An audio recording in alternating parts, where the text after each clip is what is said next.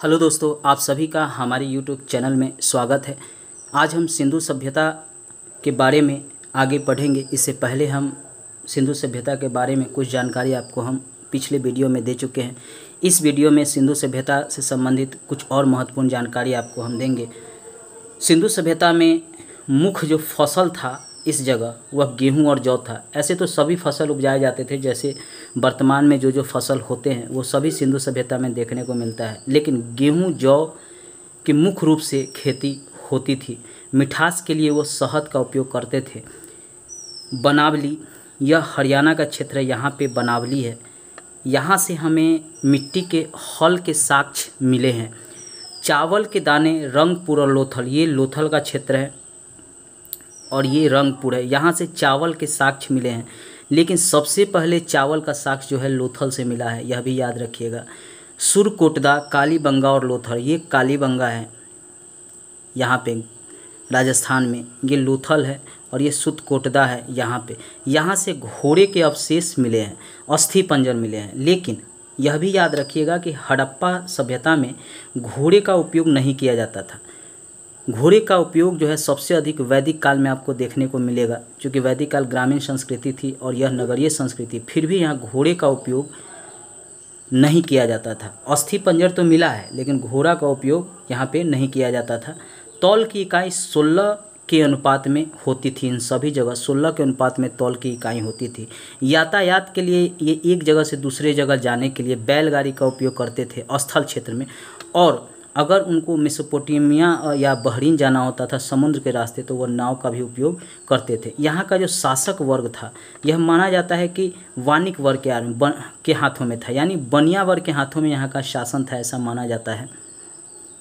तो मेसोपोटामिया के जो अभिलेख हैं उसमें सिंधु सभ्यता को वहाँ मेलुहा कहा जाता था, ऐसा इतिहासकारों का मानना है। चूँकि वहाँ के अभिलेख में मेलुहा का वर्णन मिला है, जो सिंधु सभ्यता से ही लगाया जाता है। धरती को उर्वरता की देवी माना जाता था, इसलिए कि धरती से ही गेहूं, जौ, चावल ये सब अन्न उपजाए जाते थे और कृषि का वहाँ अधिक महत्व था।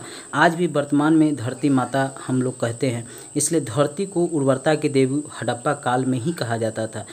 वृक्ष पूजा, शिव पूजा के प्रमाण मिले हैं। आप देखेंगे कि पशुपति के एक मूर्ति मिला है मोहनजोदड़ो से। शिव पूजा के प्रमाण यह बताता, आज भी शिव भगवान का जो चित्र है वह उस जमाने के चित्र से मिलता जुलता है। वृक्ष पूजा भी किया जाता था। विशाल स्नानागार भी मिले हैं, जो सो धार्मिक माना जाता है। विशाल स्नानागार जो मोहनजोदड़ो में मिले हैं वह भी धार्मिक स्थल के रूप में उसे चिन्हित किया गया है। स्वास्तिक के प्रमाण मिले हैं हड़प्पा से। ऐसा माना जाता था कि सूर्य की भी उपासना की जाती थी, मातृ देवी की भी उपासना होती थी। कुंवर वाले जो सांड है उसका विशेष यहाँ मत था, लोग उसकी पूजा करते थे। आज भी धर्मात्मा लोग जो है कुंवर वाले सांड को देखते हैं तो उसको प्रणाम करते हैं। मातृ सत्तात्मक समाज माना जाता है, चूँकि मृण मूर्तियाँ, मिट्टी की जो मूर्तियाँ मिली है वह अधिकतर जो है वह स्त्रियों की बनी हुई थी, इसलिए उस आधार पर वहाँ पे मातृ सत्तात्मक समाज इतिहासकारों ने माना है। सूती और ऊनी वस्त्र दोनों वहाँ के लोग पहनते थे। सूती और ऊनी वस्त्र का उपयोग यहाँ के लोग करते थे। कहाँ के लोग? हड़प्पा के लोग। सिंधु सभ्यता में मछली पकड़ते थे लोग, शिकार करते थे, पशु पक्षियों को लड़ाते थे, चौपर खेलते थे, पासा खेलते थे। ये सब वहाँ पे खेलने का एक साधन था। पासा का उपयोग सबसे अधिक महाभारत काल में आप देखेंगे कि महाभारत में पासा के द्वारा शकुनी ने पूरा राज्य को जीत लिया था। इसलिए यह पासा खेलने की प्रथा जो है हड़प्पा काल में ही प्रचलित हो गई थी। काले रंग के डिजाइन किए हुए लाल मिट्टी के बर्तन इन सभी जगहों मिले हैं। काले रंग के डिजाइन किए हुए लाल मिट्टी के बर्तन, जैसे ये बर्तन का आकार होता था हड़प्पा में, इस पे जो डिजाइन किया हुआ था वह काले रंग का होता था। बर्तन होता था लाल, डिजाइन किया हुआ था काले रंग का। ये बर्तन का उपयोग होता था इसमें अनाज रखने के लिए। अनाज जो गेहूं जो होता था उसका इसमें रखने के लिए उपयोग होता था। खाना बनाने में इसका उपयोग होता था। निचले शहर भी किलेबंद किए गए थे कालीबंगा में। इन सभी जगह पर केवल ऊपरी शहर को किलेबंद किया गया था, लेकिन कालीबंगा में निचले शहर यानी जहाँ मजदूर वर्ग के लोग रहते थे उसको भी किलेबंद किया गया था। अग्निकुंड के प्रमाण आपको यहाँ मिलेंगे कालीबंगा में। पर्दा प्रथा एवं वेश्यावृत्ति प्रचलित थी। वर्तमान समय में भी पर्दा प्रथा और वेश्यावृत्ति प्रचलित है। शवों को दफनाने के लिए 2 पद्धति मौजूद थी। हड़प्पा में जहाँ दफनाया जाता था, ये जो हड़प्पा है पाकिस्तान में, रावी नदी के किनारे, यहाँ पे शवों को दफनाया जाता था। वहीं मोहनजोदड़ो में शवों को जलाया जाता था। वर्तमान समय में भी आप इसको देखेंगे, हिंदुओं में जलाया जाता है जबकि मुसलमान और ईसाइयों में दफनाया जाता है। विनाश का कारण हड़प्पा को इतिहासकारों ने माना है बाढ़ को।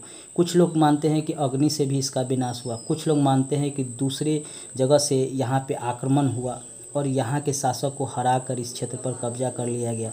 लेकिन अधिकतर इतिहासकार ऐसा मानते हैं कि नदियों में जो पानी आया, सिंधु में, झेलम में, चेनाब में, रावी में, इन में अधिक पानी आने के कारण यह शहर डूब गया और यह शहर बर्बाद हो गया। इसलिए बाढ़ को अधिकतर इतिहासकार हड़प्पा सभ्यता के विनाश का कारण मानते हैं। दोस्तों, आप देखेंगे कि हड़प्पा सभ्यता का जो स्थल है भारत में कम है, लेकिन सबसे अधिक पाकिस्तान में आप देखेंगे। पश्चिम के तरफ हड़प्पा का बसान जो है आप देखेंगे, यहाँ के लोग सबसे पहले पश्चिम क्षेत्र में बसे। इधर आप हड़प्पा का कोई पहचान अभी तक नहीं मिला है, पूरे भारत में, दक्षिण भारत में भी नहीं मिला है। गुजरात का क्षेत्र में मिला है, इधर आप देखेंगे इस क्षेत्र में मिला है।